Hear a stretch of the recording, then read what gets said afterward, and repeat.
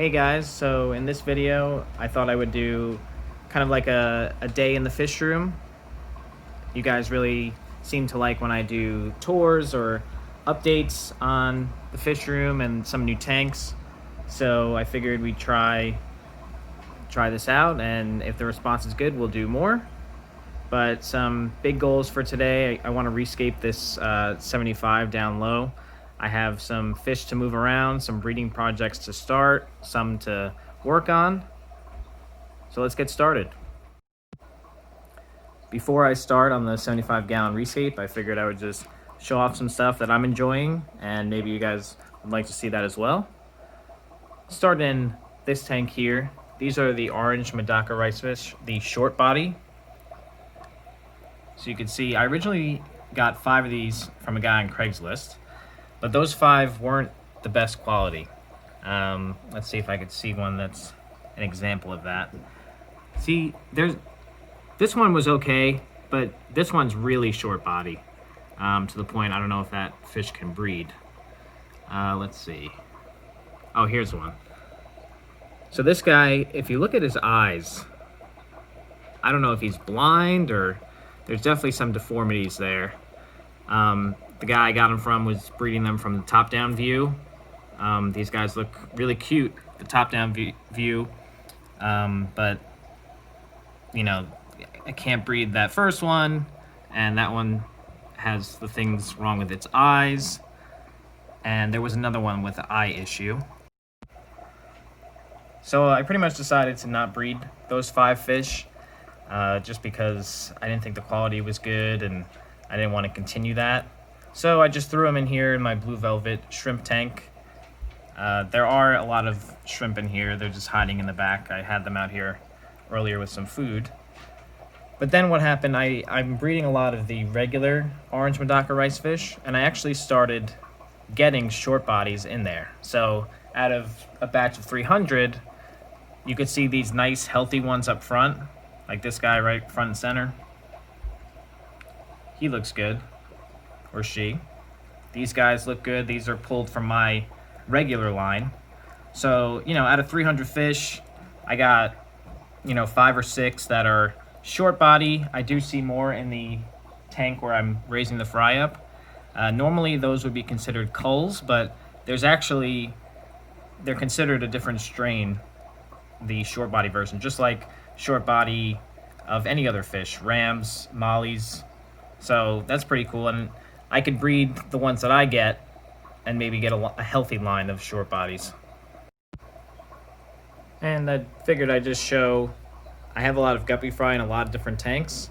These are the blue mosaic dragon big ear. You can see that's my original male and the 2 females.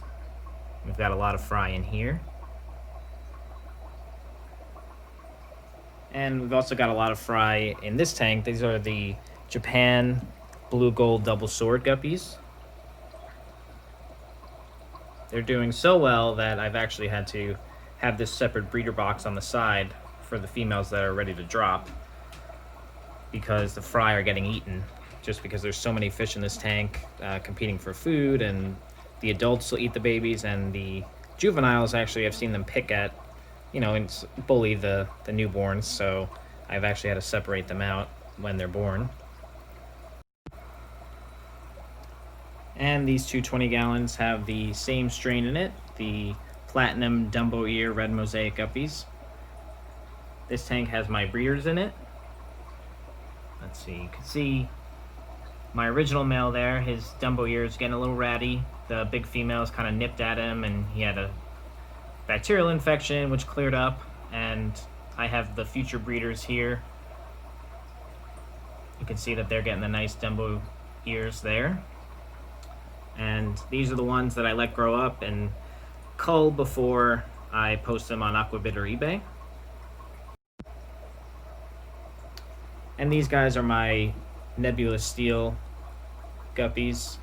Just a ton of fry in there. Something I always like to see. I really enjoy a tank full of guppy fry. Always fun to look at. I need to move this lump of Java moss out of this tank into a separate one. This is a breeding project I have going on right now. This is the red cap Medaka rice fish. And I have a video out right now that shows how I breed them. But what I'm going to do today is just move this Java moss over into one of these tanks, these 10 gallons down low. And usually I would just move it and that would be the end of it. But these tanks are all cycled and seasoned and can handle new fry right away. But I just actually set up these 4 10 gallons down low. You can see this one is brand new, no algae or any kind of infusoria or anything growing. So that's not ideal for new fry. So what I'm actually going to do is take something that's not really talked about too much. This is mulm. This is a very seasoned 20 gallon that was my green water, and I just kind of let it run, and eventually that green water cleared up. But I did notice that there was a lot of mulm on the bottom there, and that's loaded with microorganisms and infusoria, so that's really great for new fry. So I'm going to put some of that into that tank and then move the moss over. And I'm just going to dump this in there. It looks gross, it is kind of gross, but the new fry will definitely appreciate that. And I'll just come over, grab this. This moss has really done really well in this tank. Dripping everywhere.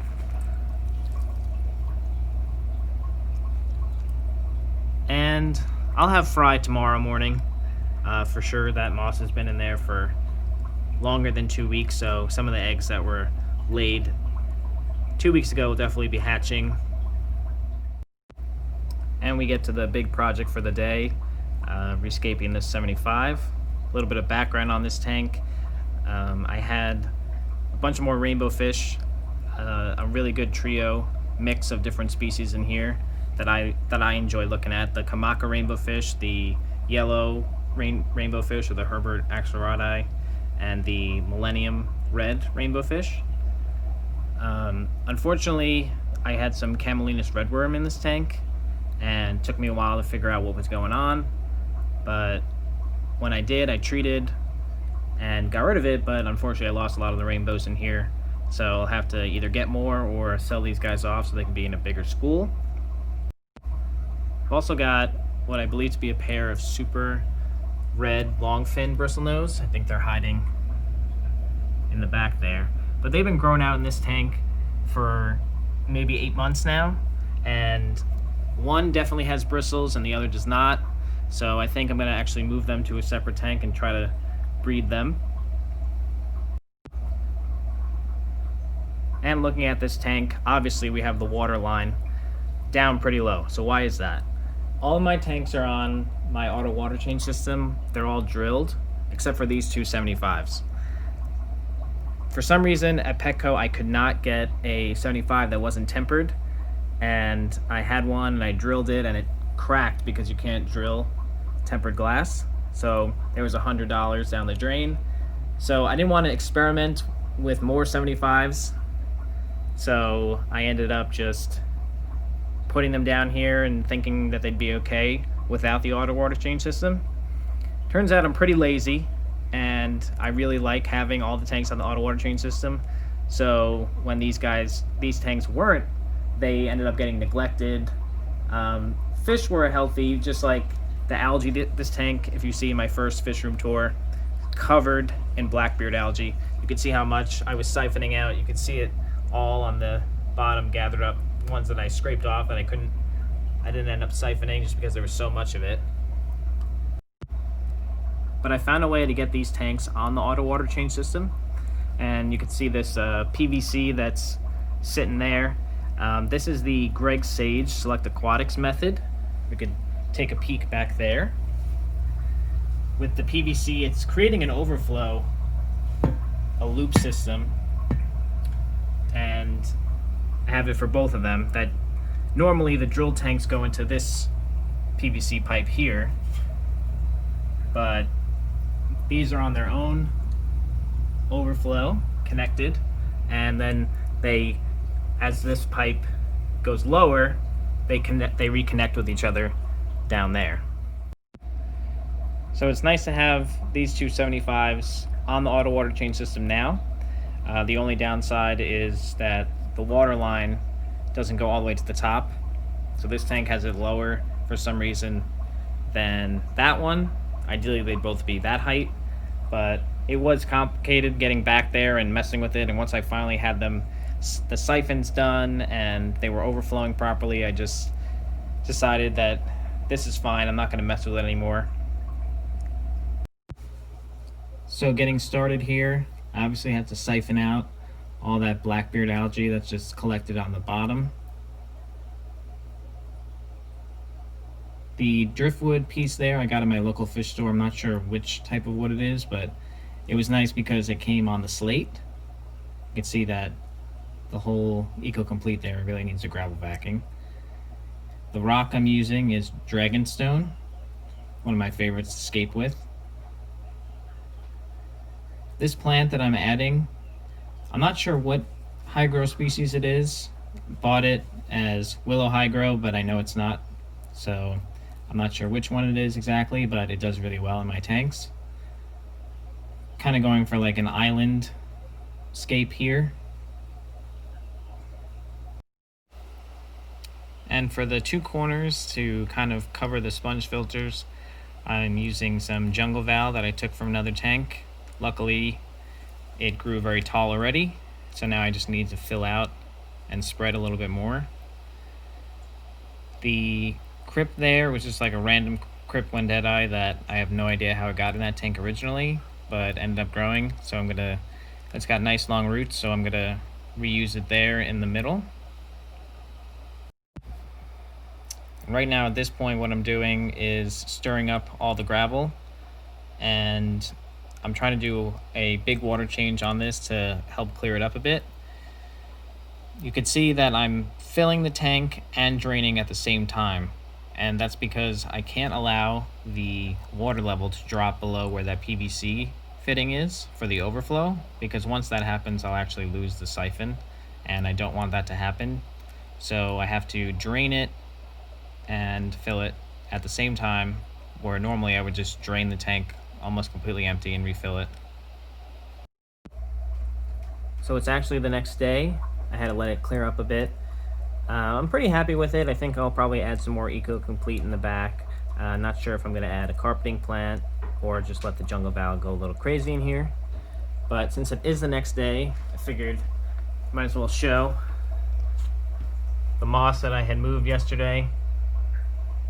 It'll focus on them. We've already got fry from the Medakas, the rice fish that we moved. And something else that happened overnight, the female Japan blue gold guppy actually dropped her fry. Just put in some live baby brine for him. So thanks for coming along with me this day in the fish room. If you stuck with me this long and like what I'm doing, consider hitting that subscribe button. And let me know if you guys like this format, if you think I should be doing more day in the fish room videos, as well as some more tours. And we'll see you in the next one.